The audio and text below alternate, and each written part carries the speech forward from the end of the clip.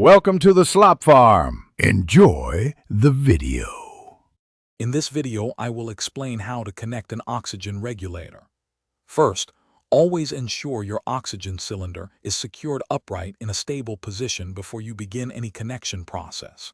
It is crucial to verify that your specific regulator is fully compatible with the oxygen cylinder's valve type.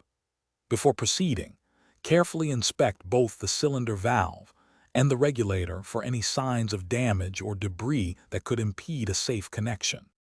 Before attaching the regulator, it is important to briefly open and then quickly close the cylinder valve.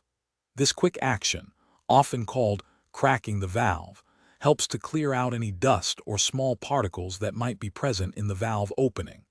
This simple step prevents contaminants from entering and potentially damaging your regulator. Always stand to the side of the valve opening when performing this brief procedure for safety.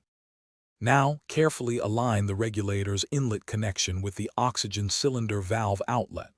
Once aligned, begin to hand tighten the regulator nut until it feels snug and secure. This initial hand tightening ensures a proper fit and prevents cross-threading. After hand tightening, use an appropriate wrench to tighten the nut an additional 1/4 to 1/2 turn. Do not over-tighten, as this can damage the connections. With the regulator securely attached, slowly open the oxygen cylinder valve, observing the pressure gauge on the regulator. Next, apply a specialized leak detection solution, or soapy water, to all connections. Look for any bubbles, which would indicate a leak.